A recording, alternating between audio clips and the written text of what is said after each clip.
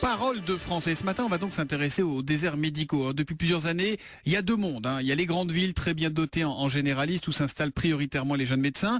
Et puis, il y a quelques zones rurales où les patients doivent faire parfois des kilomètres et attendre des mois pour trouver un praticien. Alors, comment freiner cette évolution? Bonjour Jean-Luc Boujon. Bonjour Thomas. Vous êtes rendu dans un de ces déserts médicaux, justement. Oui, autour du village de Trepts en Isère. Pas une campagne profonde. On est ici à seulement 16 km de Bourgoin-Jallieu et à 1 heure de Lyon. Pourtant, il y a ici un vrai problème de soins.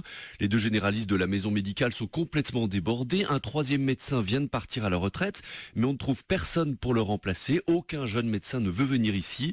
Simone croit savoir pourquoi. Ils ont peur de la campagne. Pour une bonne raison, là, les docteurs, ils finissent jamais leur journée. À 8 heures le soir, ils sont encore là, alors que s'ils vont à l'hôpital, ils font leurs heures et ils s'en vont.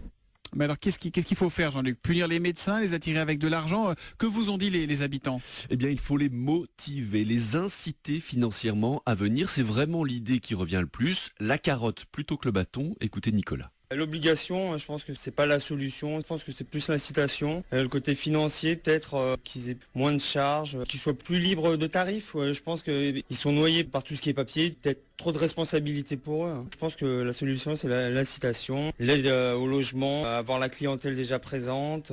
Ou alors un système donnant-donnant imaginé par Sylvie. Peut-être leur financer les études en contrepartie, et peut-être leur demander de s'installer pendant une période donnée sur un village ou dans des endroits où il y a beaucoup moins de médecins, entre 5 et 10 ans, pour éviter qu'il y ait trop de pénurie de médecins. Ce serait une sorte de retour d'ascenseur. Oui, c'est un métier normalement où on est là pour s'occuper des gens. Et se mettre tout le temps sur la Côte d'Azur ou Paris ou Lyon, où la vie elle est meilleure, c'est vrai que c'est un peu décevant.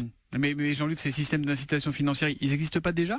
Oui, vous avez raison. Et globalement, ça marche. Johan, jeune médecin, s'est justement installé ici à Trepts il y a 1 an parce qu'on l'a aidé. Pour faire simple, je m'engage à faire un certain nombre de consultations par mois, à participer à la permanence des soins, c'est-à-dire les gardes, et en contrepartie, j'ai un salaire minimum tous les mois. Et ça, c'est pendant 2 ans. Donc ça fait partie des bons systèmes qui sont mis en place. C'est très confortable pour le jeune médecin qui vient exercer à la campagne dans un désert médical. Ça lui permet de monter sa patientèle tout en ayant un revenu fixe, mensuel, garanti. Voilà, alors c'est peut-être un dispositif à généraliser, peut-être aussi faut-il s'inspirer du système en vigueur pour les pharmaciens qui ne peuvent pas s'installer dans des bassins de population déjà bien pourvus en officine. Voilà donc pour ce Parole de français signé Jean-Luc.